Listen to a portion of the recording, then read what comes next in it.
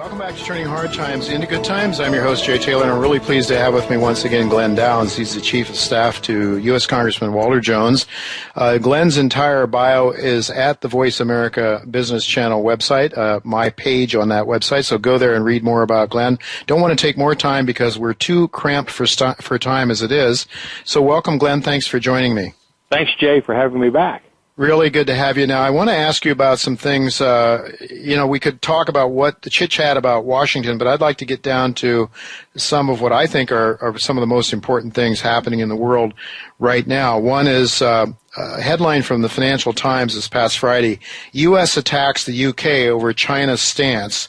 The U.K. put some capital, apparently, into an Asian infrastructure investment bank, and the United States didn't like that very much. And then I read, Glen, even today, that, in fact, France, Germany, and Italy seem to be joining in and also contributing some capital to that institution that is viewed by many to be perhaps a competition for the Anglo-American empire's banking structure. What do you make of this? Is this important news to you?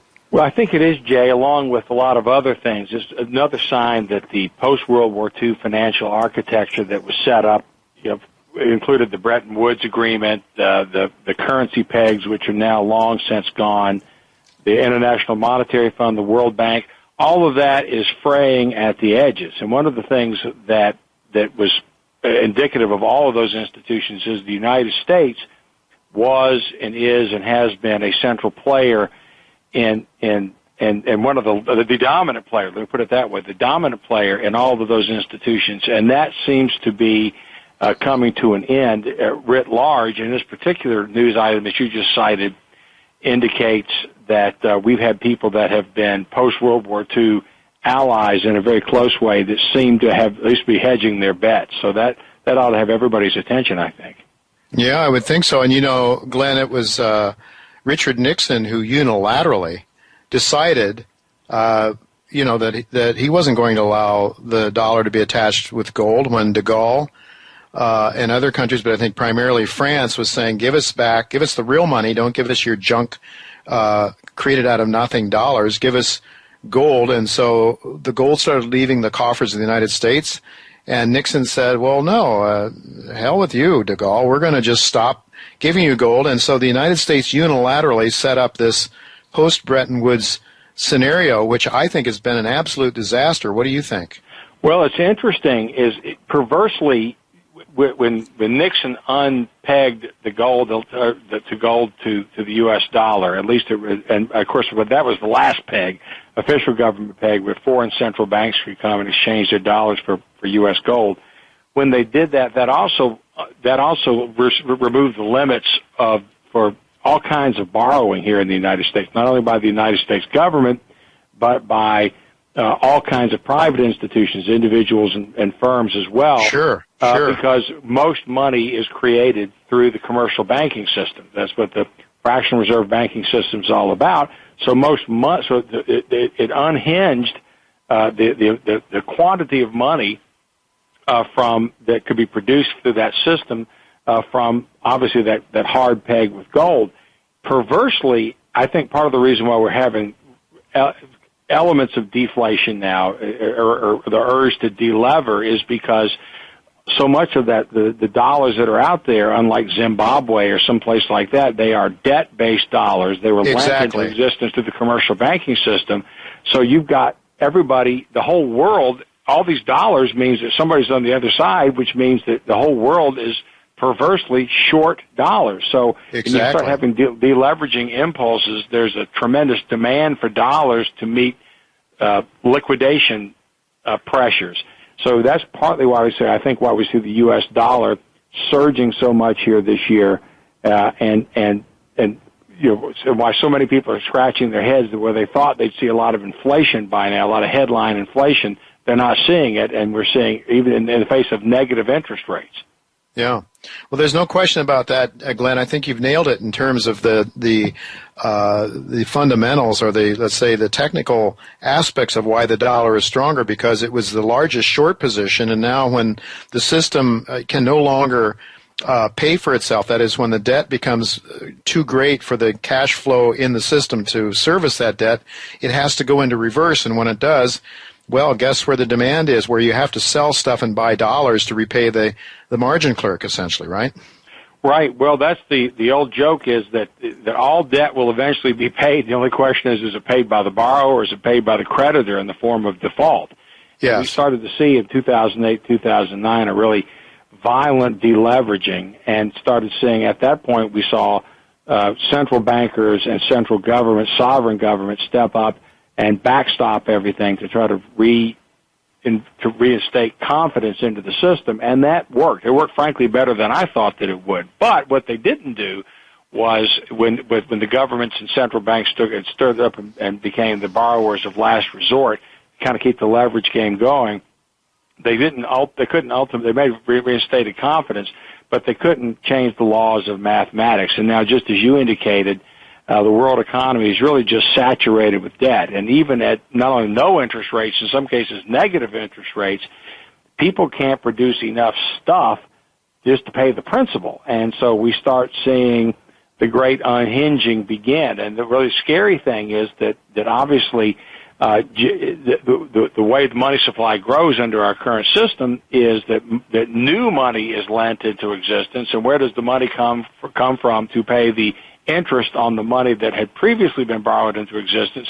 Somebody else has to borrow more into existence. And when you reach the end of that process, that's what you start getting into, what like Ludwig von Mises called the crack-up boom, or on the other side of the ideological scale, somebody like Hyman Minsky referred to as the Minsky moment. And that's when you start that. Ultimately, you could get into a really hyperinflationary scenario, but that comes really not as an inflationary event like a 1970s event, but it really comes as a crisis of confidence. And people think, hey, these central bankers, central planners, custodians of money don't have any idea what they're doing. I want to convert my stuff, or rather my little green pieces of paper with dead presidents or electronic pulses in these banks into stuff to protect myself, because I think everything's going up. And that's the crack-up boom that von Mises talked about. Mm-hmm. Well, you have the crisis of confidence. It's the confidence in the dollar, essentially. And right now, Glenn, the way I see it, here's what I see, and you tell me whether you agree or disagree or maybe have a different perspective. But what I see is there are two ways that the dollar has to be maintained. There are two essentials. One is that people have to believe that the dollar is as good or better than gold. That's number one. Number two is that there has to be a bid under the dollar.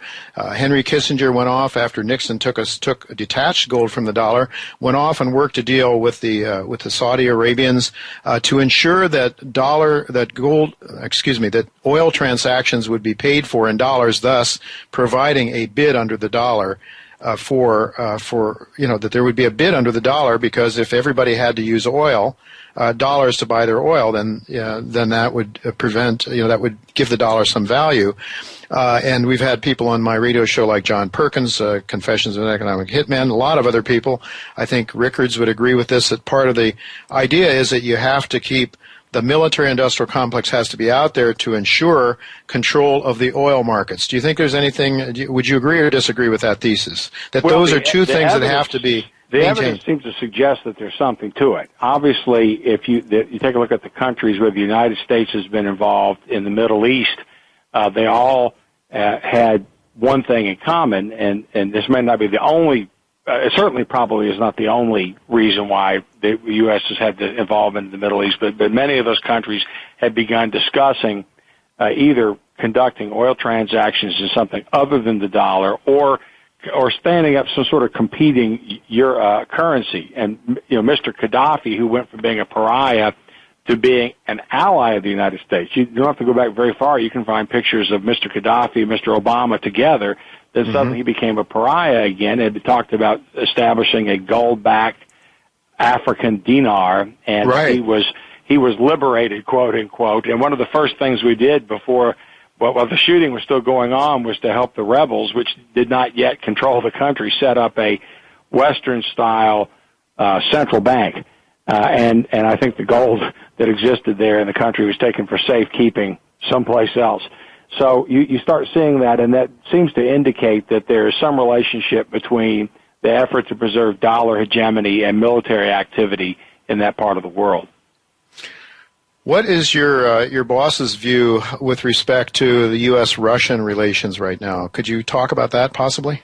Well, that there is that the mainstream media's narrative is woefully inadequate at best, or it is wrong at worst, and that the United States and the European allies, and now don't get me wrong, Vladimir Putin is no day at the beach, and people that try to paint him as being a sort of a democratic, small d democratic alternative to less than democratic institutions of the West are probably misleading themselves and deluding themselves, because Mr. Putin is a real tough customer and is no friend of liberty and democracy and freedom. That being said, that in the aftermath of the Iron Curtain coming down, assurances were made first by President Bush the first and then by President Clinton that NATO wouldn't expand eastward, and that's exactly what it proceeded to do over and over and over again, right up to the Russian border.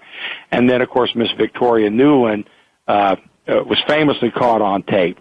And both here at the United States, talking at the National Press Club, saying about the $5 billion the United States has spent to try to foment revolution in the Ukraine to overthrow a corrupt but democratically elected government, and when people that then of course the Russians reacted through proxies, and so people that thought that Mr. Putin was not going to react when the West tried to involve itself in a country right on its border, which included its only warm water port, were naive at best and perhaps complicit in something else worse at worst.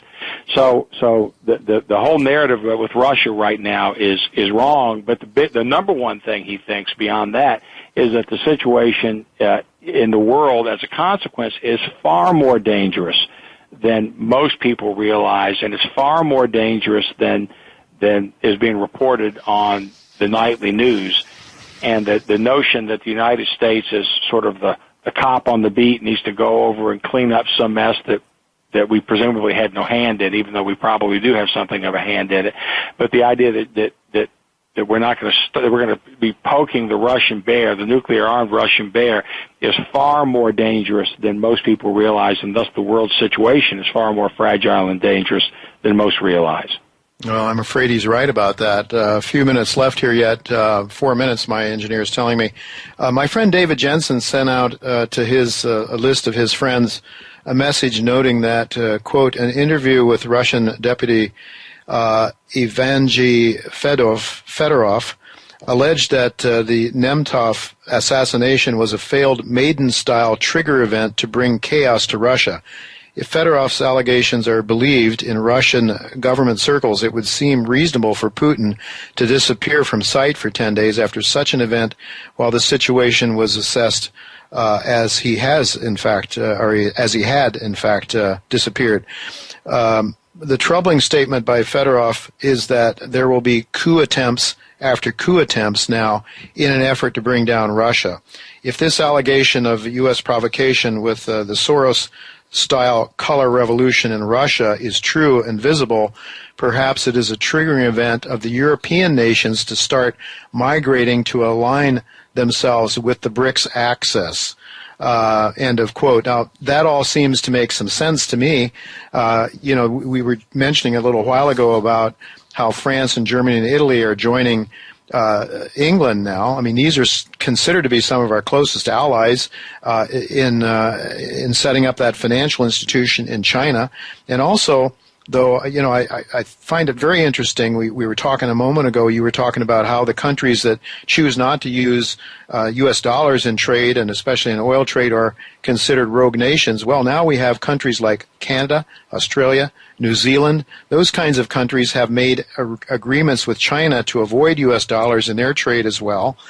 Do you think that perhaps the big bully, the United States bully, is now starting to scare some of its children away, perhaps? Well, Jay, I without commenting on all your characterizations there, I think that clearly the United States has been involved in a number of these so-called color revolutions around the world. So the Russians, whether they're paranoid or it's real, they suspect that we've seen this before, and now we're seeing it here again. And there's a belief that there's a desire to break the Russian Federation up as a way to, in a Zbigniew-Brzezinski style, hegemonic kind of move, want to keep the United States as the unipolar superpower in the world.